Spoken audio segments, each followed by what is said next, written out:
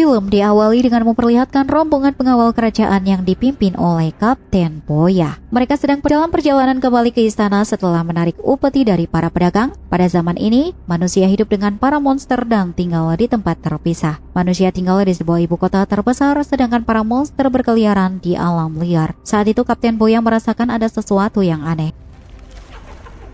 Dan benar saja, muncul monster hitam tinggi besar, berdiri tepat di hadapannya.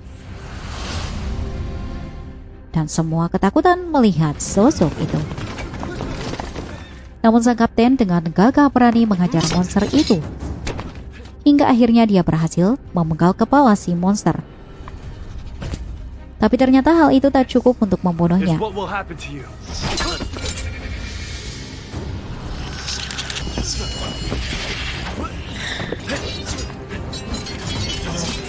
Dan terbongkarlah bahwa ternyata ada 3 monster musang cerdik di balik kostum itu. Setelah penyamaran terbongkar, Kapten Boya mulai mendominasi pertarungan. Di tengah pertarungan datang Master King Ming yang ternyata bekerja sama dengan para monster untuk mengambil barang-barang berharga di sana, yang nantinya akan digunakan untuk berbisnis dengan Presiden Dunia Monster. Diceritakan bahwa Qin Ming hidup di alam liar bersama monster. Karena 7 tahun yang lalu, saat ia masih bekerja di Biro Keamanan Yin Yang, dia difitnah dan dituduh mengambil batu lin yang berisi kekuatan Raja Monster yang telah dikalahkan ratusan tahun lalu oleh ketua Biro sebelumnya. Pada waktu itu, Qin Ming sudah menjelaskan bahwa ada monster yang datang merebut batu lin, tapi dia malah diserang oleh pasukan lain yang membuatnya terpaksa kabur dengan teleportasi. Namun beruntung pada akhirnya batu lin berhasil direbut kembali oleh pimpinan setelahnya, dan saat ini masih aman dalam penjagaan Biro Keamanan Yin Yang. Saat ini King Ming dan para monster sudah kembali ke tempat persembunyian. Di sana mereka bersantai sambil merapikan barang-barang rampasannya. Sementara itu di dalam Biro Keamanan Yin Yang, 2 monster gagak terlihat berhasil menyusup dan meruntuhkan segel batu lin.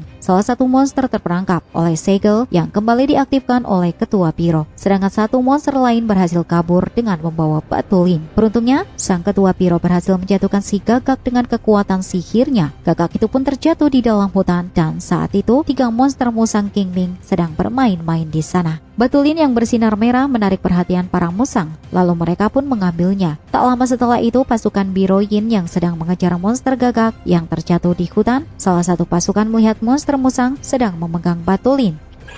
Karena takut direbut, salah satu musang menelan batu lin. Terlihat si musang merasa kesakitan setelah menelan batu itu. 2 musang lain pun segera membawanya kabur dari sana. Saat ini monster gagak telah sampai di sebuah tempat. Di sana terlihat seekor siluman salju yang menyuruhnya untuk mencuri batu lin. Karena gagal dalam tugasnya, si gagak pun langsung dihabisi tanpa ampun. Baiklah, singkat cerita, keesokan paginya monster musang menghadap Qin Ming untuk melaporkan musibah yang dialami temannya. King Ming pun segera melihat keadaan si monster musang. Namun seketika itu Qin Ming dibawa ke dimensi lain. Dia berkomunikasi dengan Raja Monster bernama Shenlei. Monster berwujud ular raksasa berkepala 9. Raja Monster Shenlei berkata bahwa batu lin sudah lepas dari segel Biro Yin Yang dan mereka akan segera bertemu. Setelah itu Qin Ming segera menyegel musang itu di dalam ruangan khusus. Ia pun segera pergi ke dunia monster untuk bertemu dengan Presiden Monster yang tak lain adalah rekan bisnisnya selama ini. Dan singkat cerita, Qin Ming akhirnya sampai di gedung megah milik Presiden Monster dan bertemu dengannya. Qin Ming mengatakan bahwa saat ini ia harus mengambil pedang itu, Xian, yang tak lain adalah satu-satunya pedang yang mampu membunuh Raja Monster, sang ular berkepala 9. Setelah bernegosiasi alot, akhirnya Qin Ming pun diajak ke ruangan khusus. Di tengah perjalanan, Qin Ming tanpa sengaja melihat Boya yang sedang bertarung di arena. Ternyata Kapten Boya tersesat di dunia monster dan dijadikan bahan hiburan. Awalnya Boya mendominasi pertarungan dengan iblis merah yang imut, tapi justru disitulah pertarungan sebenarnya akan segera dimulai.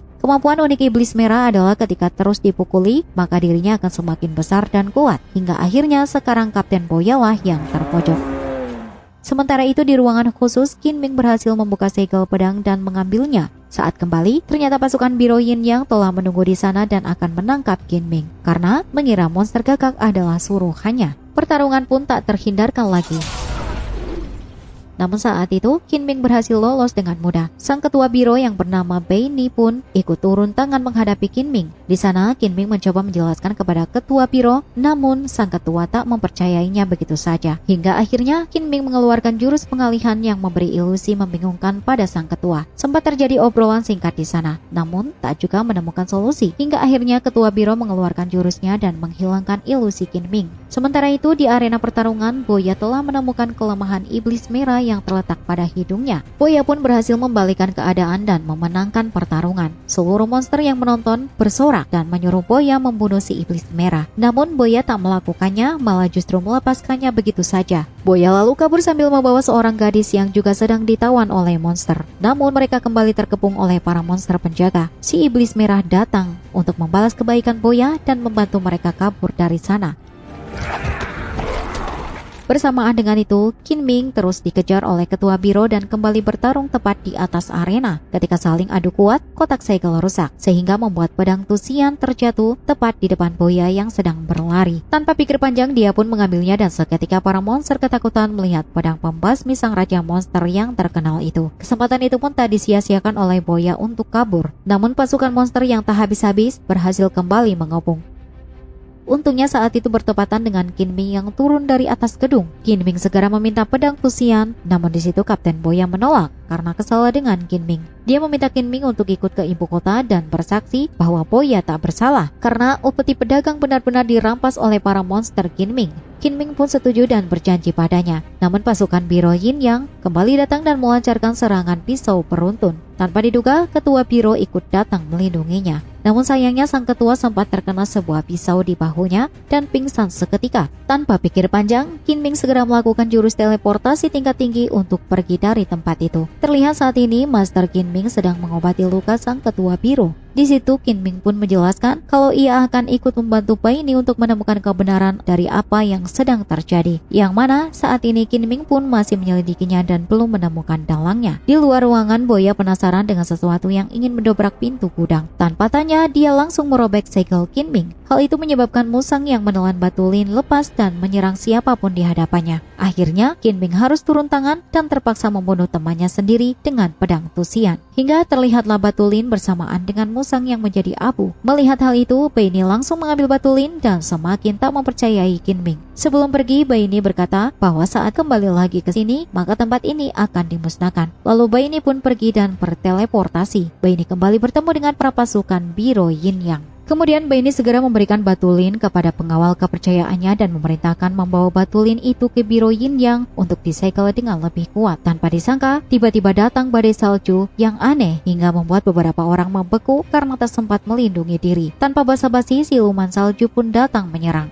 Saat Bai Ni hampir terbunuh, datang Qin Ming dengan membawa pedang Tusian yang seketika itu membuat siluman salju mundur. Di situ siluman salju berkata bahwa masternya menginginkan batu lin secepatnya. Siluman salju meminta Qin Ming untuk ikut dengannya jika ingin bertemu sang master. Sekarang Bai Ni seorang diri mengamankan batu lin, sedangkan Qin Ming masih bertarung dengan siluman salju di tempat berbeda. Dan ternyata itu hanyalah jebakan, karena masternya saat ini justru sedang menghampiri Bai Ni. Tanpa perlu waktu lama, sang master dapat melumpuhkan Bai Ni dan merebut batu lin dengan mudahnya. Setelah bertarung dengan sengit, akhirnya Qin Ming berhasil mengalahkan siluman salju. Di tempat lain, ternyata orang yang dipanggil master oleh siluman salju adalah mantan pasukan biro Yin Yang yang telah lama dinyatakan hilang saat menjalankan misi. Dia bernama Master Chimu. Sekarang Chimu telah mendapatkan kekuatan yang diinginkannya. Dia bertransformasi menjadi manusia berwujud monster dengan sisik naga dan tanduk. Dia pun memiliki kekuatan yang luar biasa dan punya tunggangan sebuah tangan raksasa yang super kuat. Tak lama kemudian datang Qin Ming menyusul ke hadapan Raja Monster Chimu dan tanpa basa-basi melancarkan serangan. Di tengah pertarungan, Qin Ming mengeluarkan jurus tipuan hingga akhirnya berhasil menusuk Chimu dengan pedang Tusian. Namun ternyata kekuatan Raja Monster yang telah bergabung dengan manusia tidak dapat lagi dinetralisir oleh pedang Tusian. Pedang itu justru hancur menjadi abu.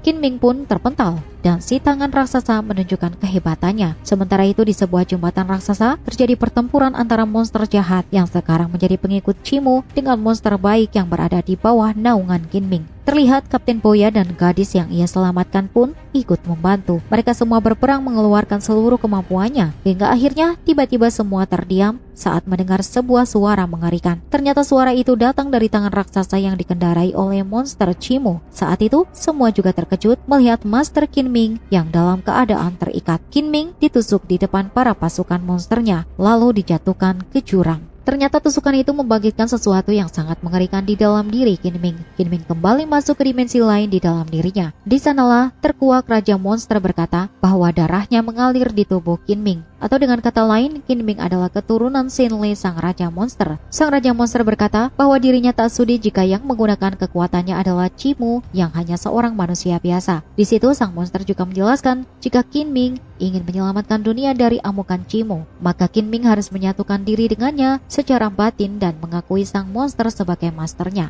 Namun Kinming tak mau jika sang Raja Monster menjadi masternya. Di situ terjadi adu kekuatan mental hingga akhirnya Raja Monster Shenlei yang justru tunduk dan menjadi roh pelindung Kinming. Kinming yang sudah bersatu dengan Raja Monster kembali ke medan pertempuran dengan kekuatan super yang luar biasa melebihi Chimu. Pertarungan besar dua Raja Monster pun dimulai dan akhirnya Chimu dapat dikalahkan. Setelah semua kejadian itu, Benny datang mengajak Kinming untuk kembali bersamanya ke Biro Yin Yang dan mengembalikan batu lin serta reputasinya. Namun Kinming menunjukkan reaksi tak terduga. Dia justru menghancurkan batu lin yang selama ini menjadi sumber malapetaka. Lalu dia pergi bersama seluruh monster dengan tujuan agar dunia manusia menjadi aman dan tidak terganggu oleh siluman atau monster manapun yang sekarang tunduk di bawah perintah Kinming. Dan film pun berakhir.